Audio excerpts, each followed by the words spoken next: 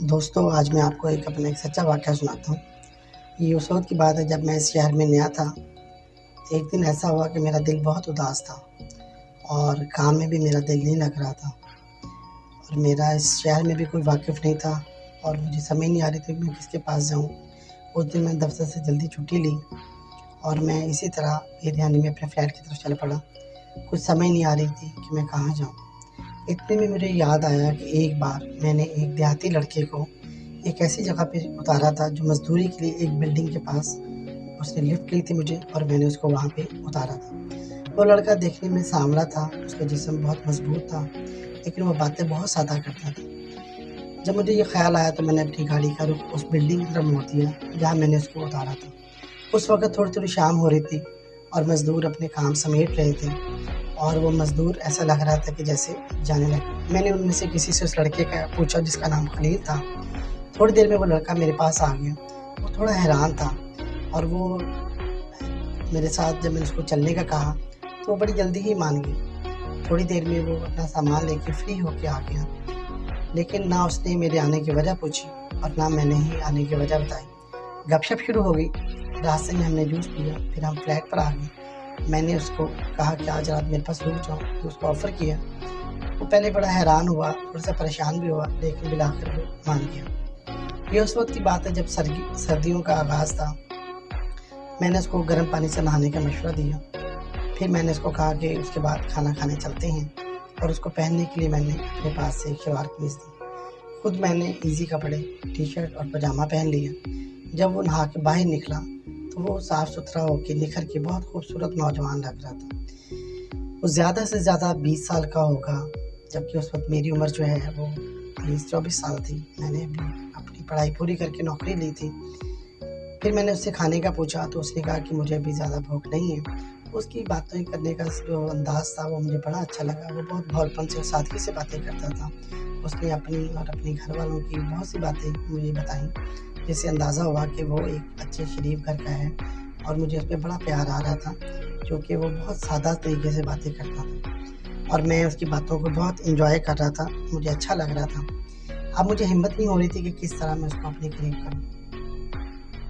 پھر مجھے ایک خیال آیا، میں نے اس کو ایک پرفیوم اور باڈی سپرے گفٹ کیا اور کہا یہ میری طرف سے تم رکھ لو۔ اس نے پوچھا یہ کیا کرنا ہے، اس کو کیسے لگانا ہے؟ خاص طور پہ باڈی سپرے، اس کو سمجھ نہیں آ رہی تھی کہ یہ جسم پہ لگتا ہے۔ میں نے اس کو قمیض اتارنے کا کہا اور اس کی باڈی سپرے اس کے سینے پہ سپرے کر دیا اور بعد میں نرمی سے اس پہ ہاتھ پھیرا۔ اسے شروع میں تھوڑی گدگدی ہوئی، لیکن اس نے مجھے منع نہیں کیا۔ میں نے اس سے ہمت پکڑی اور اس کے جسم پر آہستہ آہستہ ہاتھ پھیرنا شروع کر دیا، جس سے اندازہ ہوتا ہے کہ اس کو بھی مزہ آ رہا تھا۔ اس کی آنکھوں میں ہلکا ہلکا خمار آنے لگا۔ میں نے اسی طرح نرمی سے اس کو بیڈ پر لٹایا اور اس کے جسم پہ ہاتھ پھیرا اور خود بھی اس کے ساتھ لیٹ گیا۔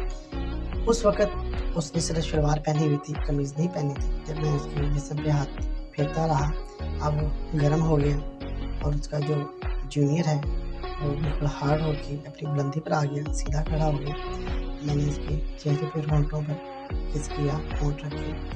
وہ آہستہ سے بولا کوئی آ جائے گا۔ میں نے نظر انداز کیا، اس بات کا کوئی جواب نہیں دیا۔ میں نے جلدی سے اپنی ٹی شرٹ اتاری، اس نے میرے جسم کو دیکھا، مجھے دیکھا اور مسکرا کے آنکھیں بند کر لی۔ میں نے اس کا ہاتھ پکڑ کر اپنے نرم ملائم گورے جسم پر رکھا۔ اس کا ہاتھ گرمائی سے تپ رہا تھا۔ میں نے اس کے جسم کے ساتھ اپنا جسم لگا لیا، اس کو لپٹا لیا۔ وہ تھوڑا شرما بھی رہا تھا، گھبرا رہا تھا۔ اس نے پھر آہستہ سے کہا کوئی آ جائے گا۔ میں نے کہا کوئی نہیں آئے گا، دروازہ لاک ہے، کوئی نہیں آئے گا۔ میں نے جلدی سے لائٹ بند کر دی۔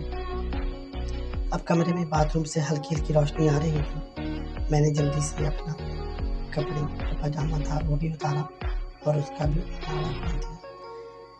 اتنے میں اس کا سخت اوزار جو لوہے کی طرح تنا ہوا تھا وہ میرے ہاتھ سے ٹکرایا اور مجھے بڑا اچھا لگا۔ میں نے نرمی سے اس کا ہتھیار پکڑ لیا اور اس کا ہاتھ اپنی کمر پر رکھ کے نیچے کی طرف سرکا دیا کہ وہ جسم پر ہاتھ پھیرتا رہے۔ اس نے سہمے ہوئے انداز میں نیچے ہاتھ بڑھانا شروع کیا۔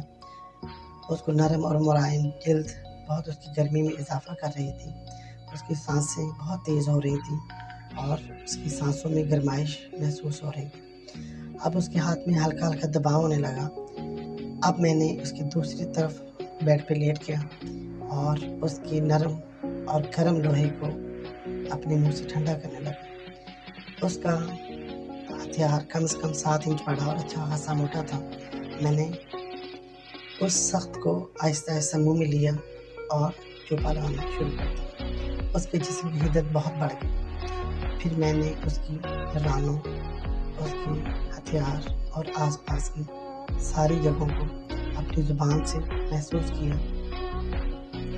اس کے بعد ہم دونوں سیدھے کھڑے ہو گئے اور وہ پوری طرح خمار میں تھا۔ میں نے تیل کی شیشی لی اور بہت زیادہ ذرا تیل اس کے اگلے حصے اور اپنے پچھلے حصے پر لگائی اور خود بیڈ پر پوزیشن بنا لی۔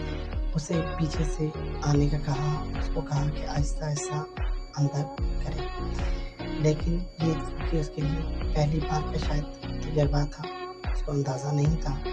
اس نے جیسے ہی کنارے پہ رکھا اور اس سے ضبط نہیں ہوا، کنٹرول نہیں ہوا، اور اس نے اندر رکھ کے ایک بڑا سا جھٹکا ڈال دیا، جس سے شدید تکلیف ہوئی، لیکن وہ مزہ ابھی تک محسوس ہوتا ہے جو بہت زیادہ تھا۔ مجھے اندازہ تھا کہ اس کو زیادہ نہیں آتا، اس لیے میں نے اس کو بیڈ پہ سیدھا لوٹا دیا اور خود اس پر سواری کی۔ اب میں نرمی سے آہستہ آہستہ حرکت کرتا رہا اور اوپر نیچے اپنے لحاظ سے موو ہو رہا تھا۔ جب مجھے اندازہ ہوا کہ اب وہ فارغ ہونے کے قریب ہے، میں نے اس کو سیدھا کھڑا کیا اور پھر سے چوپا شروع کر دیا، لیکن بہت جلد ہی گاڑا گاڑا اس کا مار جھٹکوں سے میرے منہ کے اندر بھی اور منہ کے اوپر بھی برسنے لگا، اور اس کی دبی دبی آواز سے الگ مزہ آ رہا تھا۔ جیسے کو وہ کنٹرول کر رہا تھا، لیکن اس کی آواز، اس کی جسم کی جو حرارت اور جھٹکے بہت مزہ دے رہے تھے۔ اس کے بعد وہ پوری قوت سے مجھے لپٹ گیا۔ ابھی بھی اس کا ہتھیار سخت تھا، اگرچہ وہ پہلے جتنا سخت نہیں تھا۔ اسے میں نے صوفے پہ بٹھا دیا، جوس پلایا اور خود میں بیڈ پر لیٹ کر سگریٹ لگا دی۔ جب میں بیڈ پر لیٹ گیا تو اس کی آواز آئی، سر جی ایک باری پھر۔ دوستو، آپ کو یہ کہانی کیسی لگی؟ ایسی بہت سی کہانیاں میرے پاس ہیں، کچھ سچے واقعات بھی ہیں۔ اگر آپ وہ سننا چاہتے ہیں اور اسی طرح کی ویڈیوز دیکھنا چاہتے ہیں، آپ میرے چینل کو سبسکرائب بھی کریں، کمنٹ سیکشن میں بتائیں، اور اگر آپ کی بھی کوئی سٹوری ہے جو آپ ہمارے ساتھ شیئر کرنا چاہتے ہیں، آپ اس کا آڈیو مجھے بھیج سکتے ہیں۔ اور یہ کہانی اصل میں میری نہیں ہے، میرے بہت سے دوست بعد میں بنے، جب میں ایک بڑے شہر میں آیا انہوں نے مجھے سنائی۔ کچھ میں انہوں نے محبت کی کسی سے، اس کے واقعات، کچھ میں کسی کے ساتھ موقع مل گیا، اس کے واقعات، اس طرح کی بہت سی چیزیں جو میرے علم میں ہیں، میرے پاس ان کی بہت ساری ڈیٹیل ہیں، وہ میں آپ کے ساتھ شیئر کروں گا۔ آپ اپنی کہانی بھی بھیج سکتے ہیں۔ آپ کمنٹ سیکشن میں بتائیں آپ کو یہ کہانی کیسی لگی اور آپ اگلی کہانی کس طرح کی سننا چاہتے ہیں۔ اس کہانی میں بہت زیادہ تفصیلات بھی نہیں بتائی گئی۔ اگر آپ کم تفصیلات سننا پسند کرتے ہیں آپ وہ بھی بتا سکتے ہیں، اگر زیادہ تفصیل سننا چاہتے ہیں آپ وہ بھی بتا سکتے ہیں۔ لیکن میں ایک بار پھر کہوں گا کہ آپ اس چینل کو سبسکرائب کریں، لائک کریں اور کمنٹ ضرور کریں۔ اگلی کہانی تک کے لیے بائے بائے۔